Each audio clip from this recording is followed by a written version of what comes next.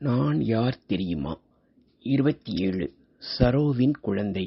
வீட்டுக்கார அம்மா வீட்டில் டெக்கில் சினிமா பார்ப்பார்கள். கோயில் கட்டி விளையாடுவார்கள். பாருவுடன் கல்லாங்காய் விளையாடுவார்கள். குழந்தைகளுக்கு பாடம் கற்றுக் கொடுப்பதுடன் நடனம் கற்றுக் கொடுக்க ஏற்பாடு செய்தேன். சின்னசாமி நண்பர் சினிமாவில் குரூப் டான்சராக இருந்தார். கமலுடன் புன்னகை மன்னன், விக்ரம் முதலிய படங்களில் குரூப் டான்ஸ் ஆடியிருக்கிறார். அவர் வீட்டுக்கு வந்து டான்ஸ் கற்றுக் கொடுத்தார். பள்ளி ஆண்டு விழாவில் கோபி, பிரியா, சத்யா மூவரும் டான்ஸ் ஆடினார்கள். அனைவரும் பாராட்டினர். பள்ளியில் தனி செல்வாக்கோடு இருந்தார்கள். உமாதான் மாலை வேளைகளில் டியூஷன் எடுப்பாள். மீனா கண்ணனை பற்றி உமாவிடம் நிறைய பேசுவாள். ஒரு நாள் தந்தி வந்தது.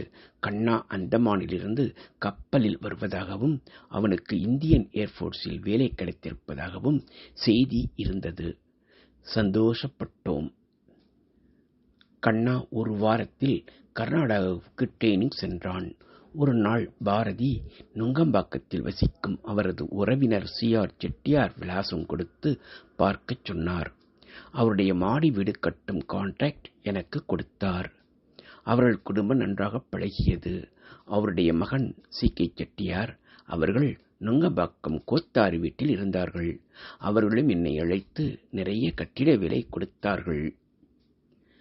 கோடம்பாக்கத்தில் அவருடைய பிரஸ் பில்டிங் வேலை நடந்த சமயம் மேசன் ஒருவர் ஊருக்கு போன இடத்தில் இறந்து விட்டார். அவருடைய தம்பி குப்புசாமி அந்த பொறுப்பை ஏற்று வேலை செய்தார். அன்று முதல் தொடர்ந்து என்னிடம் வேலை செய்தார். சி.ஆர். செட்டியார் கிரீன் மேஜிக் என்ற கெமிக்கலுக்கு ஹோல்சேல் ஏஜென்டாக இருந்தார். எனக்கும் ரிட்டெயில் ஏஜென்சி கொடுத்தார். பாரதி ஊட்டிக்கு சென்ற போது அதை கொண்டு சென்று மார்க்கெட்டிங் செய்தார். தம்பி ராமசாமிக்கும் விகேபுரத்துக்கு அனுப்பினேன். நெல்லை மாவட்டம் முழுவதும் மார்க்கெட்டிங் செய்தான்.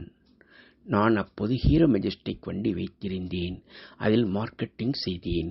கோபியும் அவன் நண்பன் நாகராஜனும் வடசரவாக்கம் போரூர் பகுதி நர்சரிகளுக்கு சென்று மார்க்கெட்டிங் செய்தார்கள். என்னுடைய போன் நம்பரை டெலிபோன் டைரக்டரியில் பார்த்து ஜெயசீலன் என்னும் என்னுடைய காலேஜ் மேட் வீட்டுக்கு வந்திருந்தார்.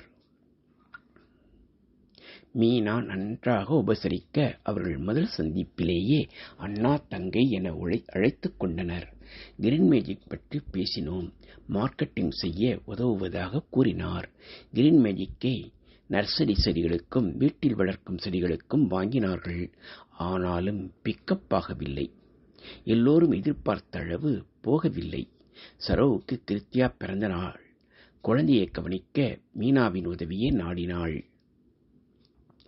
அதனால் விருகம்பாக்கத்தில் வீடு பார்த்து வந்தனர்.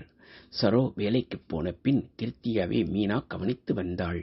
கஷ்டமாக இருந்தது. அப்பா அம்மா பாருடன் வீட்டுக்கு வந்தனர். அம்மா கிருத்தியாவை கவனித்துக் கொண்டார்கள். தம்பி வழக்கம் போல இம்முறையும் சென்னைக்கு வர ஆசைப்பட்டு வீடு பார்க்கச் சொன்னான். குடும்பத்துடன் 2 மாதம் இருந்தான். பாருவுக்கு மாப்பிள்ளை பார்க்க முயற்சி செய்தோம். வெளியூர் மாப்பிள்ளை சரியாக அமையவில்லை. பார்வை அப்பா அம்மாவுடன் ஊருக்கு அனுப்பி வைத்தேன்.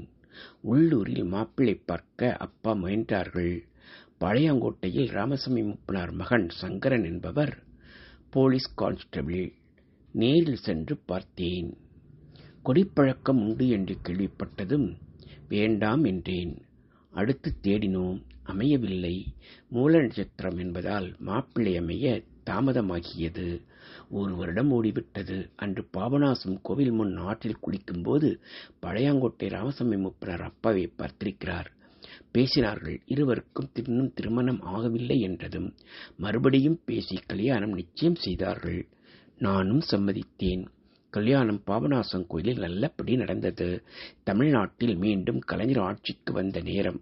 தம்பி, செல்வி, வேம்பு, முத்துமாரி, சரவணன், குமார் ஆகியோர் அப்பா அம்மாவுடன் சேர்ந்து இருந்தார்கள்.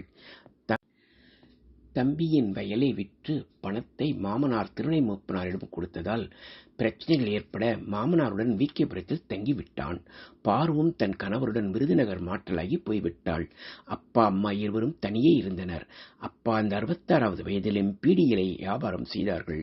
இந்த நிலையில்தான் சரோஜாவுக்கு குழந்தை பிறந்தவுடன் சென்னை வந்து சரோவுடன் தங்கினார்கள். சரோவும் பாரதியும் குழந்தையுடன் திருச்செந்தூர் சென்றுவிட்டு முக்குழல் சென்றார்கள்.